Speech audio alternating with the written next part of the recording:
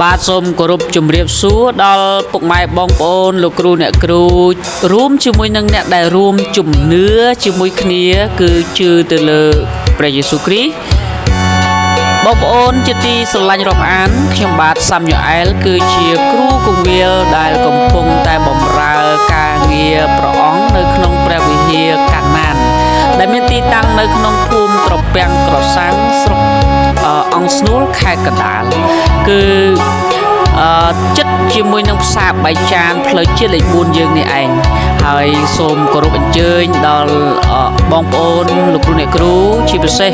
អ្នកដែលបានជឿទៅលើព្រះអង្គហើយដែលមិនទាន់បានរកឬក៏ស្វែងរកព្រះវិហារណាមួយ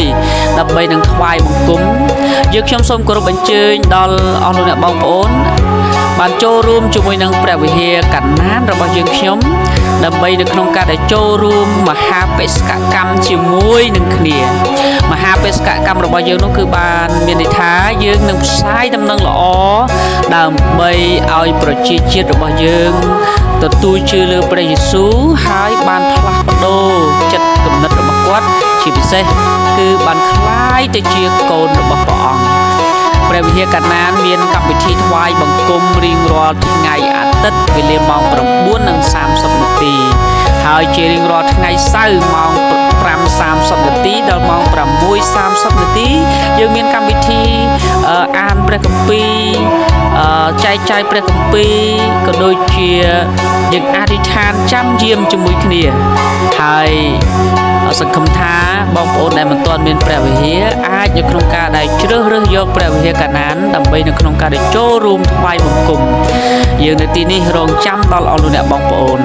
ជាពិសេសព្រះវិហារកាណានក៏មានកម្មវិធីបង្រៀនភាសាដល់យុវជនឬក៏អ្នកដែលធ្វើការឬក៏អ្នកដែលជាសិស្សអាចមករៀននៅក្នុងព្រះវិហារកាណានយើងខ្ញុំបានដែលយើងមានបង្រៀនជាភាសាចិនភាសាអង់គ្លេសហើយយើងនឹងមានគម្រោងនៅក្នុងការដែលបង្រៀនជាតន្ត្រីសម្រាប់ដល់ក្រុមជំនុំដូច្នេះសូមបានចូលរួមជាមួយនឹងពួកយើងរាល់គ្នាដើម្បីនៅក្នុងការដែលរួបរวมនិងស្អាងរូបកាយរបស់ព្រះគ្រីស្ទឡើងជាមួយគ្នាហើយយើងបានដឹងថាគ្រានេះគឺជាគ្រាចុងក្រោយគឺជាគ្រានៃការរងទុក្ខហើយក៏ជាគ្រាដែលលំបាកដូច្នេះបងប្អូនសូមបាននៅតែបន្តចាំយាមជាមួយនឹងគ្នាហើយយើងខ្ញុំស្វាគមន៍ចំពោះការដែលអស់លោកអ្នកបងប្អូនបានចូលរួមជាមួយនឹងពួកយើងនៅទីនេះគឺពួកយើងចង់នាំព្រះពរទៅដល់អស់លោកអ្នកបងប្អូនហើយឲ្យអស់លោកអ្នកបងប្អូនបាននាំព្រះពរនេះទៅដល់អ្នកនៅជុំវិញខ្លួនយើងដែរយើងបន្តនាំព្រះពរទៅដល់ប្រជាជាតិរបស់យើង